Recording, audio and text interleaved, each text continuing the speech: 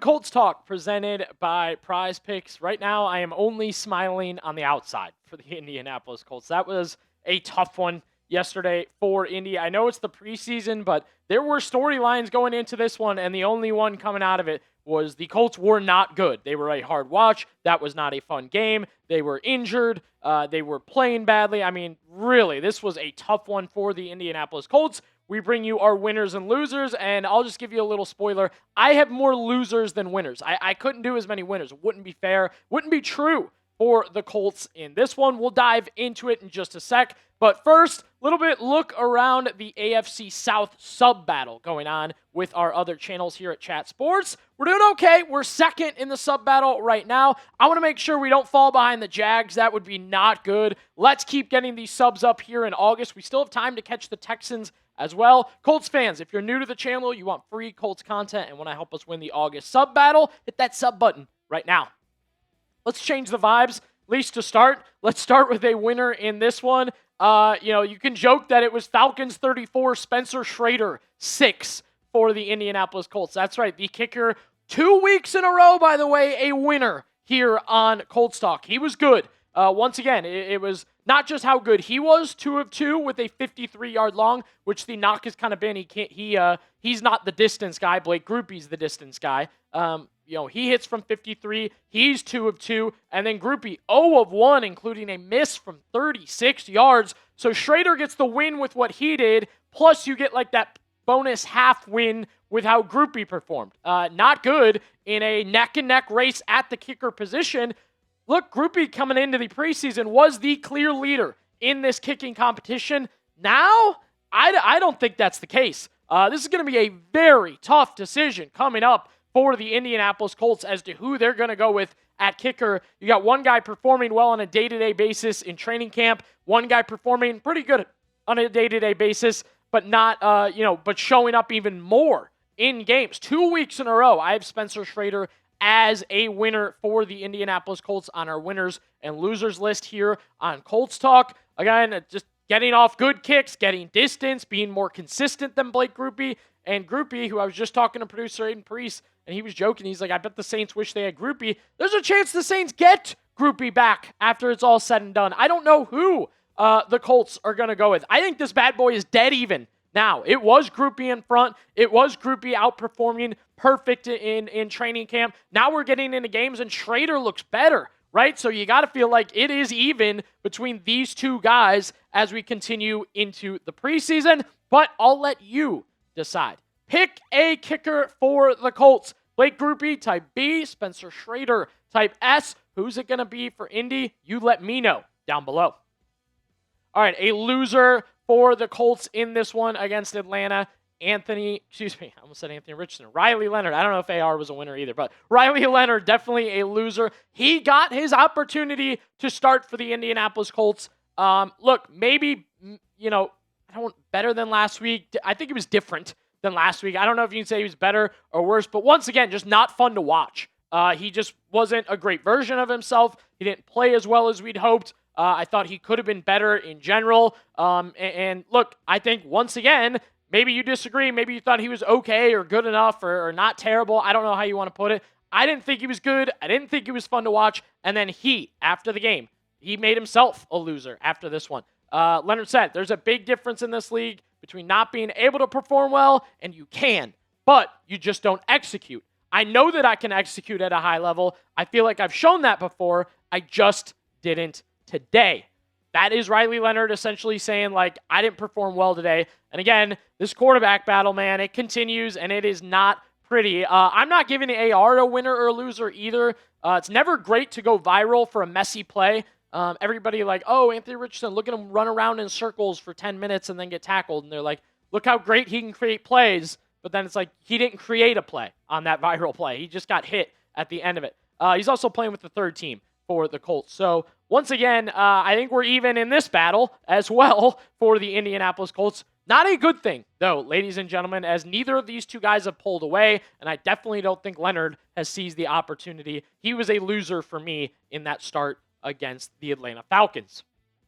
Today's show is presented by Prize Picks. Prize Picks is the best place to win cash while watching sports. best way to do it is their lineups. They're so easy to put together. Just pick more or less on a few player stats and then lock those bad boys in. We've talked baseball, basketball, football, more here on Colts Talk when we've shown you prize picks. Season-long lineup we've previewed here on the show for the Colts. Tyler Warren, more on his receiving yards. Still feeling good about that despite the injury. Jonathan Taylor, rushing touchdowns. Signed, ready to go, ready for a big year. Let's go more on 11.5 there. And then C.J. Stroud, less on his passing.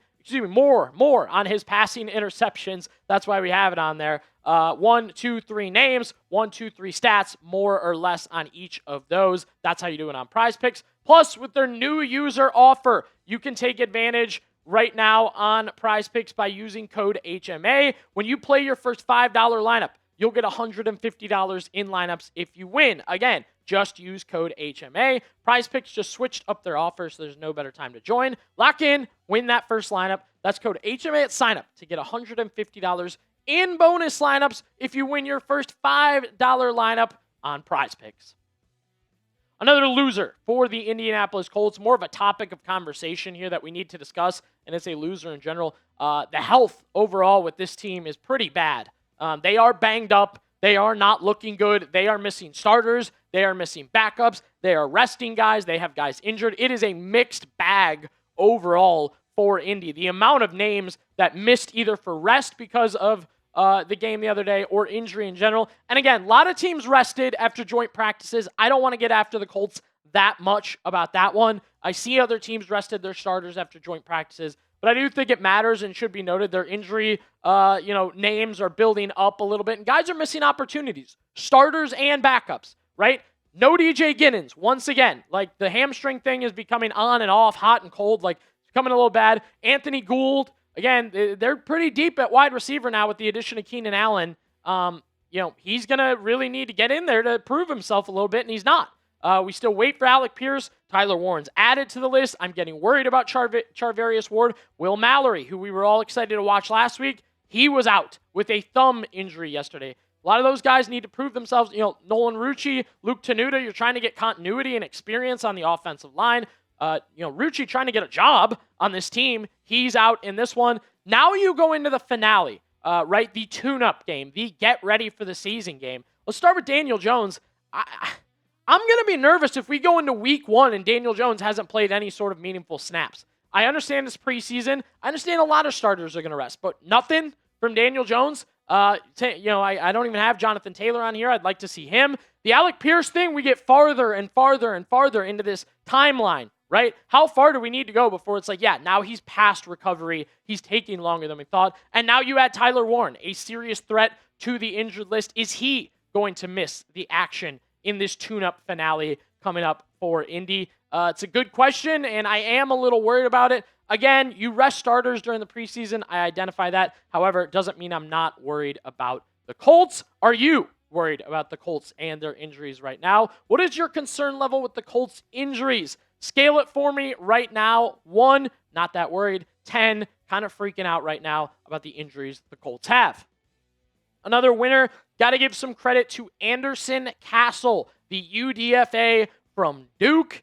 I have a lot of interest in what the Colts are doing at that running back spot. And look, Seth McGowan's a name we're watching a lot, but Castle's been the guy who's got the numbers. And yeah, a little bit more run, a little bit more in general for him just because of how it's played out. But McGowan, 7th round, Castle, UDFA, not too far apart from each other in their experience entering the league. And I think Castle's been good through 2 games. I thought he's done a good job. They didn't cut him or cut ties with him. They've cut ties with 2 other running backs so far in the preseason. Doesn't mean he's making the roster. The Colts, have a tough decision there. I think he's done enough to make it. It's not guaranteed. They do still have to assess their options. Plus, I'd like them to look at another veteran running back. You look at this running back room. Jonathan Taylor, obviously your guy. DJ Giddens, who hasn't touched the field. Another guy who you may go into the season with, and he hasn't played anything in the preseason. Joint practices as well. Seth McGowan, who has been out there. I think he has earned his spot as a 7th round pick, but hasn't given me like a ton of confidence. Ulysses Bentley was a guy that, rested yesterday after joint practices. I don't know in what world Ulysses Bentley earns that privilege for the Colts. And then Anderson Castle, as I said, he's been running the rock. I think he should and could make the roster for Indy. If they go with 5 backs, he should definitely be one of them, unless they go get a veteran. Another loser, and this is a tough one to digest, go through, talk about. CJ Allen for the Indianapolis Colts. Yeah, that's right. CJ Allen for Indy. Tough one to kind of assess and break down here.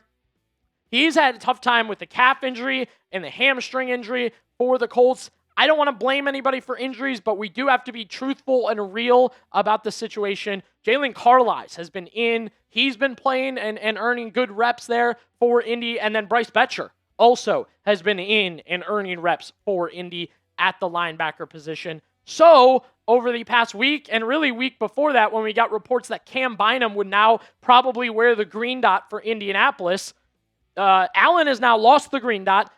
Can say he never really had it, but we did expect him to possibly be the green dot. Then we heard Cam Bynum's going to do it. Now we see that he might not make the starting lineup. Yes, CJ Allen.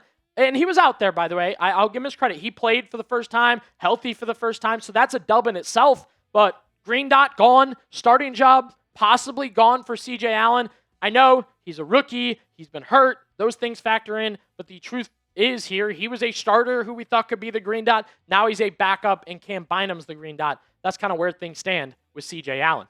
Did want to let you guys know today's show is made possible by SeatGeek. If you're thinking about going to a Colts game this year, use SeatGeek. Save 10% off your next set of tickets. All you have to do is use code CHAT10. Whether it's a Colts home game or Colts road game, even a preseason game, you can get tickets on SeatGeek. Why not check out a big-time matchup this season when the Cowboys come to town to play the Colts? Also, it's not just football games either. Concerts, comedy shows, festivals, women's basketball, all available on SeatGeek. And whether it is, whatever you're looking at, SeatGeek has you covered. Each ticket is rated on a scale of 1 to 10, so you know you're getting a good deal. Just look for the green dots. Green means good. Red dots mean bad. And, of course, I have a code for you guys on today's show. Like I said, CHAT10 will get you 10% off your next set of tickets at SeatGeek. That's 10% off any tickets with promo code CHAT10. Make sure you click the link in the description to download the app and have the code automatically added to your account so you can use it later. Thanks, SeatGeek. All right, now let's get into our final loser on Colts Talk. We have to discuss the numbers in this one, right? So here's what we're going to get into. The Colts were a loser overall in most categories. Actually, all categories. Total yards, pass yards, rush yards, third down. They were terrible. Time of possession. The Falcons absolutely dominated the Colts here. It was a tough little look of things. It wasn't good for the Indianapolis Colts. The numbers were definitely something that stick out overall. I think if you didn't watch this game, I think if you just looked at the stats or got the stats here, you could look and be like, tough day for the Colts overall, right? They overall did not meet their standards. They didn't do anything overly well. Defensively, I thought they got pushed around. Offensively, they didn't do anything. And then if you deeper dive into the third down and time of possession, the Colts not good in this one. One more chance for Indy to recover in the preseason. One more chance to decide the kicker, the quarterback 2 competition. So much more. We're going to keep you up to date on all of that here on Colts Talk.